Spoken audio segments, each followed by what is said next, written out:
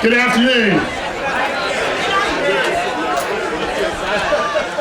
We've got an aged population in this region. We know that Lancaster and Northumberland County are the two most elderly rural contiguous counties in America.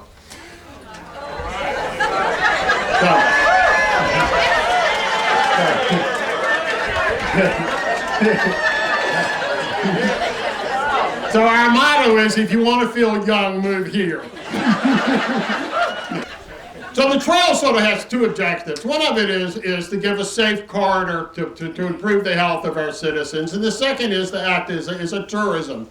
In rural, it's tough. The economy's tough in rural. You know, there's so many chicken and egg problems. It's hard to get businesses to move to a community where you don't have a viable workforce, where you don't have viable housing.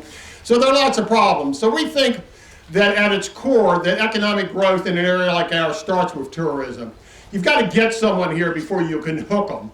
So what we're hoping is that the trail will help bring people to our community. A particular interest to us is trying to have a younger sensibility.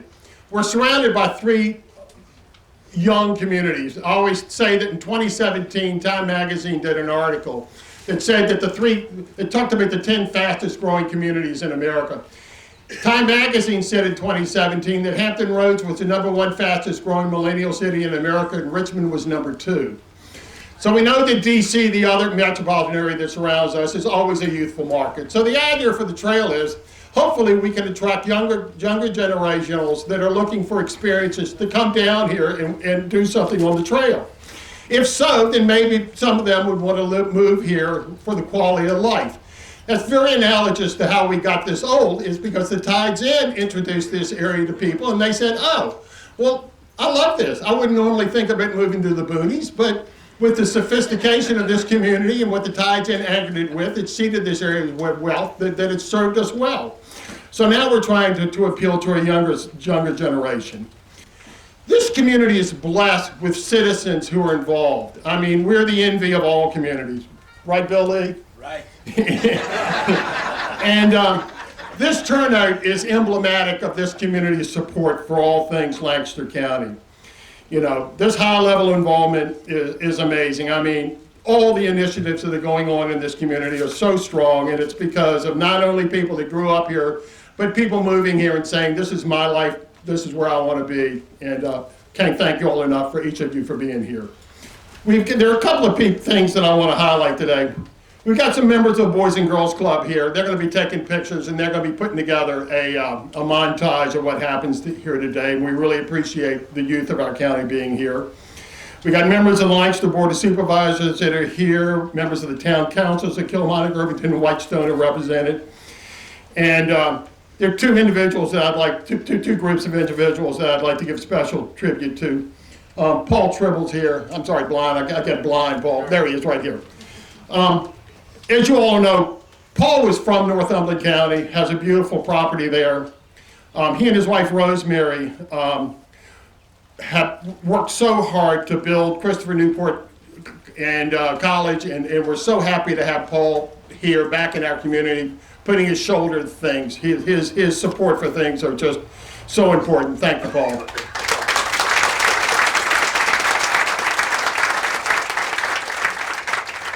Also, I forgot to say, I think you probably all know this, but Paul represented us in the U.S. House of Representatives for 3 terms and was a U.S. Senator for 1 term. So and then went down to Christopher Newport. It's got an extraordinary sense of service. And then the other people that I'd like to point out are our hosts today, Julian and Terry Patterson. Terry and Julian are the owners of the Compass Entertainment Center here. Julian and Terry are sitting up front here. And we are so lucky, and that's emblematic of what we talked about earlier, about people moving this community and digging in. Julian and Terry moved here, bought a second home. They sold their business that they built in DC. They built Omniplex World Service Corporation.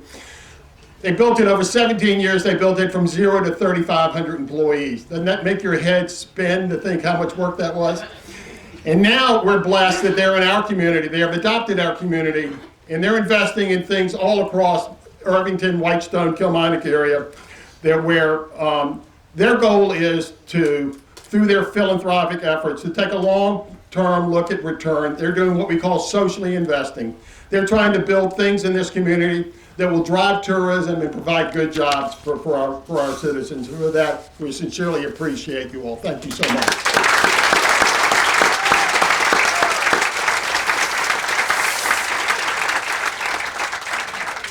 So people ask me, how did the trail come about? When I was 44 years old, on the spur of the moment, I biked across America. I know that I don't have the physique for that, but until you've seen me in biking clothes, you really haven't seen anything. So riding around the community and seeing people walking and biking on the roads, I understand the perils after biking across America, how dangerous that is. And so we decided that we know there's this whole Rail to Trails movement where there are trails being built in other communities. So we thought it would be a good idea to connect Kilmarnock and Irvington and Whitestone together with a walking, biking trail. So with a thanks to our board and the support of Lancaster County and others, today we're launching that effort. So the first phase of the trail will go across the Hills Quarter property. We'll go from the Hospital Road, Harris Road. We'll come through Hills Quarter and actually end up right back here where you see this trail going back. This is a trail that the Pattersons are building to connect to the TriWay Trail. So the first section will be Hospital Road to Compass, and we hope to have that all completed this year. We're trying to sprinkle the trail to make it more juicy with lots of activities. We're exploring building a BMX bike park behind the town park in Kilmarnock, which will be the headquarters of the trail in Kilmarnock.